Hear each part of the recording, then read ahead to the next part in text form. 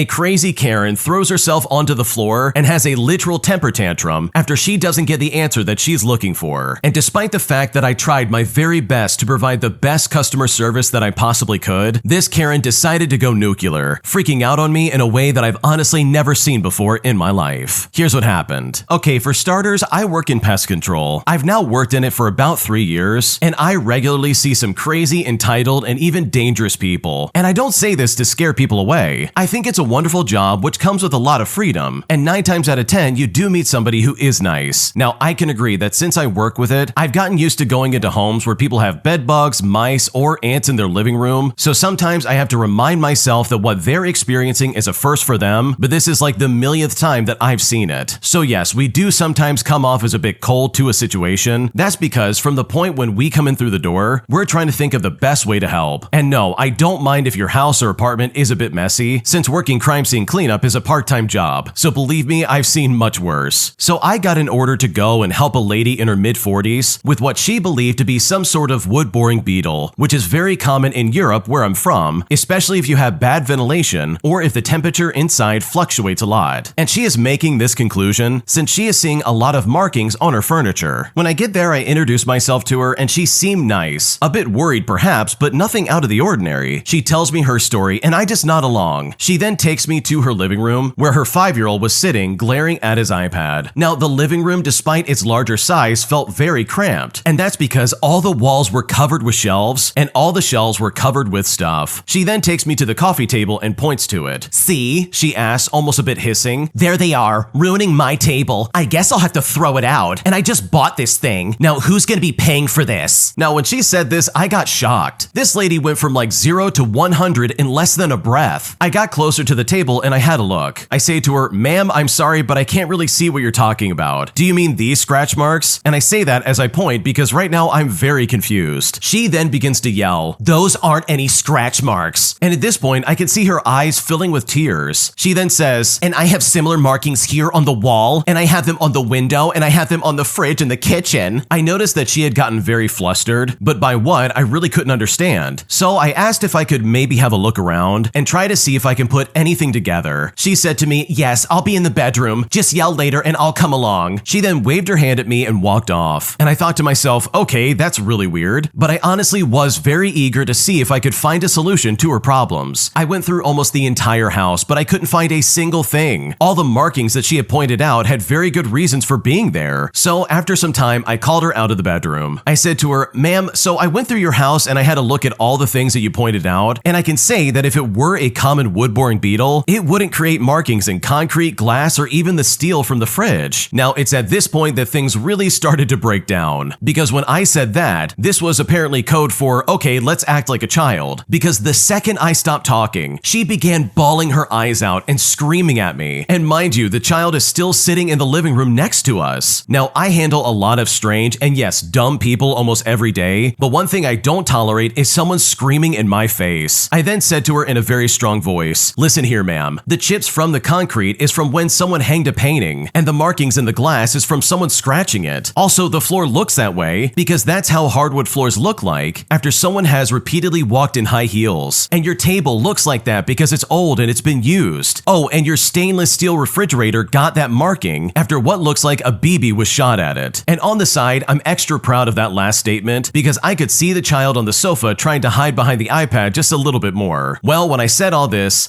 prompted her to suddenly fall to the floor. And for a split second, I actually thought that she had collapsed or fainted. That is, until she started kicking and screaming into the floor. I thought to myself, okay, now I know how the floor got those markings. And the entire time she was freaking out, I was trying not to giggle. And that's mostly because of this Karen and her unpredictable attitude. Now, it's at this moment that the husband came in, and I didn't even know that he was home. The husband then says, "Hey, do you think it could be the mold in the air that's causing the damage?" And he said this not even acknowledging his own wife laying on the ground kicking and screaming. I then looked at him and I said, "I doubt it," and I noticed that he was much calmer and more collected to talk to. And I finished off by saying that it's just old-fashioned wear and tear. He then looks at me dead in the eye and says, "Oh, okay, well, thanks for stopping by." And he said this all while giving me the best handshake I've ever gotten. So I left, not knowing what in the world I did, not knowing if they ever accepted that it wasn't a pest that had attacked their furniture, and not knowing how to explain this one to my boss, because that Karen was absolutely completely out of her mind, and I honestly will never forget that situation in my life. Yeah, you've got to be a special kind of crazy to throw a temper tantrum on the ground, all because you're not getting the answer that you're looking for. And the fact that the husband walked in and he's just not even like acknowledging the fact that his wife is freaking out on the ground, like that part is hilarious to me, and I just cannot get over that. So good for you for keeping your professionalism and trying to have some kind of like professional demeanor, because I'm pretty sure I would bust up laughing if someone did that to me, and I definitely would have to be fired. If you like Am I the Jerk, you're probably going to love Am I the Genius. Check it out, link down below in the description. Also, go to AmITheJerk.com/submit if you would like to submit your own stories. An entitled Karen demands that we give her back her car for free after it was towed for being abandoned in the middle of the road. And after I tried several times to describe the process of getting her stupid car back, this entitled Karen refused to listen or take no for an answer, forcing me to deal with this idiot for over 4 hours. Here's what happened. So I work overnights for a good-sized tow company in a popular Northwest city. I was in the truck for over 10 years, but now I'm in the office. I dispatch drivers, process paperwork, and help customers at the front counter when they come in to get their vehicles. Now, I should mention that we are the primary contractor for our city's police department, which means we respond when they want a vehicle towed for a parking infraction, a DUI, an accident, a stolen vehicle, etc. We also have contracts with private properties to remove improperly parked vehicles, but the police work is by far the largest percentage of our business. Being overnights, I see more than my fair share of DUI calls and accident calls, while I have less parking infraction calls on my shift. But being on graveyard, I also get more than my fair share of crazy people. And trust me when I say this is definitely some foreshadowing. Now, for the most part, people who come in are pretty decent. They're not happy to have to pay to get their car out, but they usually understand that the police order the vehicle towed, so their bad mood is best aimed at the cops. Some of them actually admit that they made a mistake and chalk it up as a learning experience. But overall, it's kind of a crapshoot, and I have thick skin, so it doesn't really bother me. Well, on this particular evening, the shift previous to mine was busy, so I helped the clerk get caught up on his paperwork. There were a lot of parking infractions from some event downtown, so I knew the beginning of my shift would see some of these people coming in to get their cars. And sure enough, I did. Now, most people were civil, except for this one entitled Karen. When she walked in, I noticed that she was maybe in her 30s, and she was giving off very strong Karen vibes. She explains that her car was towed because she ran out of gas and left it in the middle of the street. The police then deemed it a hazard to traffic and ordered it to be towed. And this honestly happens all the time. She mentions wanting a form to request a hearing with the court to contest the impound. And this is honestly no problem for us. We can absolutely do that one of two ways. Option one is to pay the bill, get an itemized receipt and a hearing form, and then take the vehicle. She would then need to send the hearing form in, and at the hearing itself, explain to the judge the circumstances. If they decide that it shouldn't have been towed, or they want to cut the owner a break, they'll get some or all of their money back. The second option is to request an expedited hearing. I fill out a form and I fax it to the court. They don't get to take the vehicle, but they can get property out of it if needed. Then, 2 business days later, a hearing is held and they can explain the circumstances to the judge. If the judge finds in their favor, the court clerk will give the owner a form that directs us to release the vehicle to the owner at no charge. Once they come back to me and give me the form, I release the car and the transaction is done. Now, here's the thing. She wanted the hearing form, but she wanted to take the vehicle without payment. And guess what? That is definitely not the way it works. Well, when I explain that, she immediately goes off on me, demanding a manager and threatening to call the police, swearing that her lawyer was going to get us shut down, and stating that her car had been impounded before, and that was how it was done before then as well. When I was able to get a word in edgewise, I explained it yet again. Then she wanted a copy of the company policy, and I'm thinking to myself, what are you talking about? Does the grocery store need a company policy to say that you can't take those bananas without paying? When she realized that I wasn't going to budge, she then told me that I was a bad man and that I was not a godly man, and I just agreed with her. She then looked at me like I had slapped her in the face and went outside. Now, I presume that she tried calling the police and was just completely laughed at. I had other people to help, so I didn't see her for a while, but when she came back in, I didn't think that she could be in a worse mood, but my God, she managed it. I then had to explain the hearing form procedures over and over again with her boyfriend. She kept saying that it didn't make any sense and was demanding to know exactly how she would get reimbursed. I told her I've never attended one of those hearings, so I don't know how they do things there, and no one ever comes back to tell me. Then I made the mistake of suggesting that she might not be reimbursed, and oh my God, did that set her off again. The dude finally got tired of her garbage and handed me a debit card and just ended the pain. In total, this was nearly a 4-hour ordeal. well. And thankfully, the rest of the night was comparatively very smooth. Yeah, the entitled Karen of this story is absolutely out of her mind if she seriously didn't think that her car sitting in the middle of the road wasn't a hazard to all the traffic around her. Also, how on earth do you go that long without gasoline where the only place you can stop and get things figured out is the middle of the road? She's either really dumb or incredibly lazy, but I'm honestly willing to bet that it's probably both. So good for you for putting this Karen in her place, because her attitude and behavior, in my opinion, was completely inappropriate. A group of daycare workers lost my kid while she was in their care, and then tried to shift that blame onto me and my wife, claiming that my daughter was being very bad and that if we had taught her better manners, she wouldn't have run away from the daycare workers. So now I'm considering making a full-scale investigation to truly get down to the bottom of what actually happened, because right now I am very angry and I seriously don't know what to do. Here's what happened. Okay, so myself, my wife, and our 3 kids were all at a social event on Friday with childcare provided. It was a small event, and my 3 kids, ages 12, 10, and 7, were the only ones present. The 12-year-old elected to stay with my wife and I, while the younger ones wanted to do the kids' activities. Now, I will note that these are not strangers. We have been a part of this group for several years, and we know everybody present. Childcare providers have been background checked and vetted, so it's not like we are dumping our kids with complete strangers. Fast forward about an hour, and my wife and I are chatting with some of our closer friends when someone comes and waves my wife out of the room. Now, they're friends, so I don't think anything of it, but a few minutes later, I'm walking down the hallway, and someone says to me, "Have they found your daughter yet?" It took me a second to process what was being asked, but then it finally clicks. My oldest son and I sprint to the classroom, and when we get there, my wife is holding my 7-year-old daughter, who is literally beside herself, and my 10-year-old son looks like he has seen a ghost. My wife is in tears, and by this point, my buddy who I was chatting with has caught up to me. So I hand my sons off to him and I go to check on the girls. When I get over there, one of the 2 childcare providers is lecturing my wife about how my kids didn't respond well to the activity that she worked very hard to plan, and how we need to teach them to be more polite. Now, I'm much more interested in what the heck happened, but I come to find out that several minutes before someone got my wife, that my daughter had become upset, run out of the room, and hidden behind a door. The teachers looked for her themselves, then involved a handful of other people, and still had not found her when my wife came in and called her. In that moment, my number one concern was getting my daughter calm and getting us out of the situation. And over the last couple of days, I've gotten more out of my middle son, my wife, and my daughter. What I've learned is that my daughter didn't want to do the activity, and the teacher demanded that she do it or she wouldn't get to play. My 10-year-old stuck up for his sister, and while the teachers were scolding him, my daughter ran for it. I won't pretend that my kids are perfect. They can be grade A morons sometimes, but I know my girl, and for her to straight up run away from a situation honestly means that it had to be pretty sideways. And that's because she is tough as nails 99% of the time. What I've also discovered is that at no point did the words, "Oh, I'm sorry I lost your kid and didn't tell you," ever escape anybody's lips. With a couple days to think it over, I'm planning on demanding the video footage from the security guy, as well as a full explanation for how 2 teachers with a whopping 2 kids in their care managed to lose track of one of them. I'm not hung up on the apology or the lecture, as that really is just insult to injury. I don't want to destroy a group of longtime friends, but the more I think about it, the more I'm persuaded to believe that everything about the situation is absolutely unacceptable, and that there is more to what happened than we were told, and I want to know exactly what went down. So honestly, would I be overreacting for investigating this further? What should I do? No, you would not be overreacting at all. If I was a parent in your shoes, and I had kids in this daycare and they were the only kids in the daycare, I would be furious that they not only yelled at my kid, but also lost one of them in the process. Like seriously, it's a 2-on-2 situation. How could they possibly be that bad at their job where they can't contain both of those children in like a small room for this small event? Like seriously, that is unacceptable. And in my opinion, I don't care how long you've been friends with any of these people, the second they start screaming at your wife or your kids about how bad they were, while also completely dancing around the blame, in my opinion, especially if I were you, that's when the gloves would be off and I absolutely would take no prisoners. Because I'm right there with the original poster. The apology or the lecture that they tried to give, which by the way was so stupid, I totally agree that's just insult to injury, but the fact that they were so negligent that they allowed this kid to run away, in my opinion, is the real problem that these people absolutely should be held accountable for. An entitled, cranky old regular is constantly a problem at the restaurant I work at, and every time he walks in, I am always dreading if I'm going to be the unlucky soul that has to deal with him. Here's what happened. Okay, so we have a regular at my brunch spot by the name of Howard. Howard is not not his real name. Now, Howard is a crotchety old jerk, and I have never experienced anything like his constant negativity. I am one of the 2 older bartenders on our team, namely that I'm in my 30s, and we have several cute young girls in their early 20s. He is awful to me and the other older spinster on site, but is plenty friendly with the younger coworkers, despite being old enough to be their grandfather. Howard sends his stuff back every single day. Maybe it's not hot enough, or maybe it's not cooked right. And he even sent back some food that had 7 flakes of parsley on the hash brown instead of having the 8 that he was expecting. Honestly, it just doesn't matter the reason, something is always going back. When we bring back out the new pancake or egg or whatever he just ordered, he then insists that everything else get remade to be eaten together, which also disqualifies the new food. So really, most of the time, it gets remade twice. Suffice to say, everyone absolutely hates Howard. All of my managers have straight up told him not to come back, yet there he is at least 4 days a week, sucking all the joy out of my shift. Today, I had the absolute gift of serving my man Howard. We were also super busy because it's Sunday in a popular brunch spot, so I grabbed a glass and another glass stuck to it, and the second glass ended up dropping. So I thought to myself, okay, whatever, things can happen, so I'll just sweep it up. I'm also 7 months pregnant, so about 15 minutes later, my baby bump hit a shaker tin while I was trying to wipe the bar top and it fell over. While me, my coworker, and another gal at the bar are all just giggling together at me being really clumsy as a pregnant woman, Howard starts muttering. I gave him a look, and he says to me, "Will you slow down and watch what you're doing? It's impossible to relax with you making a constant racket." Well, when he said that, I kind of chuckled, because yeah, okay, I dropped a glass and a tin, but he's also 2 feet from an industrial-sized espresso machine, literally making an absolute racket. There's also everyone in the county having brunch, and the loudest top 40 crap corporate playlist is playing very loudly, so this is hardly a relaxing environment. He then follows up by saying, "No, seriously, you're making a mess, you need to slow down." Well, fast forward, and he was then surprised when I ignored him for the rest of the day. So I'm honestly just so sick of Howard, and I really hope I don't have to deal with him ever again. I cannot believe that someone who acts like that is even allowed back in the restaurant at this point. They're constantly sending back food and saying awful things to the servers and the bartenders, and for some reason they're welcomed back as if nothing happened. Like at that point, it just seems like the managers are welcoming a toxic work environment. So I'm right there with you, and I really hope you just don't have to deal with Howard anytime soon, because his attitude sounds atrocious and I don't blame you for ignoring him. An entitled Karen tries to force my dog to meet her dog, despite the fact that my dog is not very friendly. And after arguing with her back and forth and trying to get her to see reason and to get away from me, I finally hit my breaking point, forcing me to snap at this lady and put her in her place. Here's what happened. Okay, so this happened a few hours ago where I was out walking my dog. My dog is a 7-year-old cattle dog, and while generally very friendly, can be a bit dog reactive while restricted on a leash. I see up ahead an older woman walking her dog along the path towards us, so I move off to the side of the path by about 5 meters, and I'm doing this to let her pass and keep a comfortable distance between our dogs. When she reaches me, she turns off the path and literally starts walking towards me, gesturing at our dogs and saying, "Oh, they can meet." I tell her politely, "Oh, no thank you. This one doesn't like meeting other dogs on leash. We're just gonna stay over here and let you pass." She continues walking towards me, and then she says, "Let the dog decide if he wants to or not." So I think to myself, okay, thanks for your unsolicited advice on how to train my champion agility dog, random old woman. At this point, I wanted to tell her to kindly get lost, but we live in a small town, and I don't know whose grandmother this might be, so I'm trying to keep things as polite as possible. I tell her again, "No, he doesn't like meeting dogs on a leash. Please give us some space." She takes another step forward and says to me, "Does he play with other dogs? I mean, have you even given him the opportunity to?" So I tell her that yes, he does, just not while he's on a leash. I then say to her, "I've had this dog for 7 years. I know what he doesn't like, so please just give us space." She finally stops advancing, but continues arguing with me. She says to me, "His heckles aren't up or anything. I think he'll be fine." I then say to her more sternly, "No, he does not want to. I know my dog." She responds by saying, "I know my dog too." And I'm thinking to myself, okay, that's great for you. At this point, I'm just staring at her blankly, trying to process how stupid this whole conversation is. Finally, she looks at me and says, "I think the problem is more with you than with the dog." And when she said that, I thought to myself, okay, the gloves are off, you old bat. I don't care whose grandmother you are. I say to her, "I actually didn't ask for your opinion, and I don't care about what you think whatsoever. Do not come any closer." Well, when I said that, she finally gets the message, and she then throws her arms in the air like some great injustice had just been done. She then shuffles off off down the path, muttering under her breath about how rude and unfriendly I am. Now, I should point out that this whole time, her dog, who is a very old working breed of some kind, is just lazily following along next to her, showing absolutely no interest in me or my dog, and certainly no particular interest in meeting us. My dog, on the other hand, was standing upright and rigid, staying close to me and clearly wanting nothing to do with the unwanted approach. This entire interaction was being driven by her, despite me stating clearly and multiple times that I did not want it to happen. There is something very unique about that generation that makes them completely incapable of understanding that what they want isn't the same thing as what everybody else wants. And I honestly hope that I never deal with anybody like that ever again. Yeah, that Karen who was trying to get close to your dog was so far out of line. It sounds like that dog really would have messed up her dog, and she was seriously playing with fire. Like you were trying to warn her. You were trying to say, hey, my dog is going to mess your dog up really badly. You need to keep your dog away from me. But it quite literally fell on deaf ears. So good for you for standing up for yourself and getting this weird entitled Karen off your back, because the way she was acting was completely unacceptable. When you subscribe, make sure to hit the bell to turn on notifications. To finish listening to all the stories, check out the playlist at the top of the description. And if you want some chill music to put on in the background, check out easymode.com. If you like Am I the Jerk, subscribe to Am I the Genius. Everything will be linked down below in the description.